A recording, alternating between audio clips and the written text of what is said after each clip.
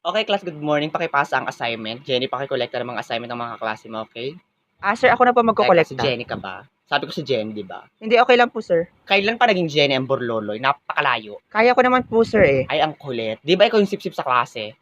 Oo, alam ko ang sip-sip ka kasi lagi mo ko pinupuri, lagi mo kinukuha yung bag ko kapag parating ako, lagi mo ko binobola, oo. Gawain ko yan dati. Pero alam mo kung anong nangyari? Binagsak pa rin ako ng teacher ko, kaya bagsak ka sa akin. At kinuha ni Mickey Mouse ang brilyanteng hawak ni Amihan, kaya ito ay napunta sa Bikini Bottoms. At si Tom and Jerry ay Sir, Bakit? mathematics po ba tinuturo Oo, niyo? mathematics to. Hindi mo naiintindihan? Opo. Kaka-cellphone mo yan! Nang matagpuan ni Dora the Explorer ang mga multong nagtitwerk sa bubong ng kapitbahay ay nabuntis si SpongeBob. O, ano nangyayari dyan Sir, sa may likod? sinasapian po. Sinasapian. Tawag na po tayong O, pare. hindi tayo magpapatawag ng pare. Magpatawag kayo ng albularyo, ipahampas natin ng latigo. Okay, class, good morning. So, di ba napag-usapan na natin ngayon ng exam ng grade 10. So, Mr. President, pakipasa to sa mga kaklase mo. So, pag nabagyan mo na lahat, at nakakuha na lahat ng test paper, pwede na mag-start magsagot. Okay. So, sa mga may tanong, taas lang ang kamay. Okay, tawagin niyo ako. Okay. Sir, may tanong po ako. Yes, Mr. Borloloy. Wala pong tamang sagot sa number So, 3. sa number 3 daw is wala yung tamang sagot. So, ang lagay nyo na lang is bonus. Sa bonus na lang yung number 3. Yes! Sir, pwede po natin ilagay yung tamang sagot. Ay, ang kulit. Pag sinabi kong bonus, Mr. Borloloy, bonus na lang. Okay? Pero sir, madali lang po Ay, ang yun. kulit talaga. O, sige. Dahil matalino ka, o ayan ang test paper ng grade 11 at grade 12. Sagutan mo. Kayang-kaya mo yan, bida-bida ka eh. Nang makuha ni Bugs Bunny ang tungkod ni Imaw ay nahampas niya kagad ito sa ulo ni Winnie the Pooh. Sir, sir, sir. O, ano daw? May nag-aaway po sa labas. Oh, so may nag-aaway daw sa labas class, so lalabas tayo lahat. O, asan yung treasurer natin? Treasurer, di ba marami ka dyan pera? Okay, pakilista muna ha. Pambili lang ng soft drinks at saka ng snacks. Okay, manonood tayo. Okay, time's up. Exchange your test paper. Mag-check na tayo. Okay, tapos na. Number 1 is A. Number 2 is D. Number 3, di ba sabi ko lagyan nyo na lang ng bonus kasi wala yung tamang sagot. Sir, sir. Yes, Mr. Borloloy. Sir, mali po ang spelling niya ng bonus. Ay, okay lang kahit walang spelling. Basta, bonus naman yun eh. Tamaan mo. Ang bubo naman ito, bonus. Matalino ka. O sige, spell Namuno ultramicroscopic silicovolcanoconiosis. Alam mo. Hindi po, sir. O di ba hindi mo alam? At dahil dyan, bagsak ka. Okay, class, dahil Martes ngayon, PE tayo ngayon. Okay, labas. Okay, kumpleto na ba ang lahat? Okay, bago tayo mag-start, taas muna ang kamay ng mga hikain. Hoy, talaga ba, Indang? Hoy, nakikita nga kita, grabe ka makapag 10-20, daig mo pa ang palaka. Saka pambato ka sa inyong barangay ng gymnastic, ah. Hindi ako naniniwalang hikain ka, Indang. Tingnan mo yung mga kuto mo, umanang-mana sa iyo. Yan ang gagaling mag-gymnastic talon ng talon. Okay, start na tayo. Ikutin nyo ang buong oval ng 10 beses. Ang hindi makasampo, bagsak. Oh, Mr. Borlolo at Mr. Bituka, nag-away na naman daw kayo. O dahil dyan, kumuha kayo ng 1 sheet of pad paper at sulatan nyo back-to-back nang hindi na po mauulit. Ano ba yan? Walang ka-challenge. Gusto mo ng challenge, Mr. Borloloy? Sige, bibigyan kita ng challenge. Kumuha ka ng pad, ganyang kakapal. Pilasin mo isa-isa, kainin mo. Kapag hindi mo na ubos sa loob ng 10 minuto, bagsak ka sa akin sa buong grading, okay? Ikaw, Mr. Bituka, gusto mo ng challenge? Ay, hindi po, sir. Aba, sayang naman, ipapabilang ko sana yung buhangin sa oval. Nang masuntok ni Squidward si Imaw ay nabuntis nito si Perena. Okay, naintindihan niyo ang mga lesson. Opo. O, kumuha kayo ng 1/4 at magkakaroon tayo ng seat work. Sir, 1/4 po? Oo, 1/4. Sir, 1/4 po ba? Yes, bebe, 1/4. 1/2 daw ba? 1/4, hindi 1/2, 1/4. Ay, sir, 1/4 Ay, po? hindi. Hindi na tayo sa 1/4. Kahit saan na pwede magsagot. Kahit sa brief nyo, magsasagot tayo. Nang makuha ni Cassie ang teddy bear ni Mr. Bean, ay pinugutan niya ito at, saan ang punta niyo mga ineng? Iihi lang po. May bag? Talaga ba? Magkakating kayo eh. Pero okay lang, ito ang pera panggala. Mahirap. Dugyot. Ano yan, Mr. Borloloy? Wala po, sir. Alex, ano daw? Ilalait po ako, Anong pinalalait sa iyo? Mahirap daw po sa kadugyot.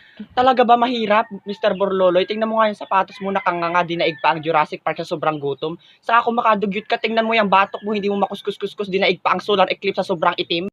Okay, class, pwede na kayo mag-recess. Sir. Bakit daw, Miss Indang? Sir, mag-suggest nga po kayo kung paano mawala yung kuto ko. Ay, bakit naman? Sayang naman, napaka-talented pa man din ng mga kuto mo. Ang gagaling mag-gymnastic, pwede pa sali sa Olympics. Sir naman. Hindi, charot lang. Bumili ka ng gas. Sigurado mauubos yan. Lagay mo lang sa buhok mo. Yan lang po, sir. Bakit hindi ka pa kontento? Ay, diklaban mo ng apoy para pati buhok mo ubos. Ano oras na ba?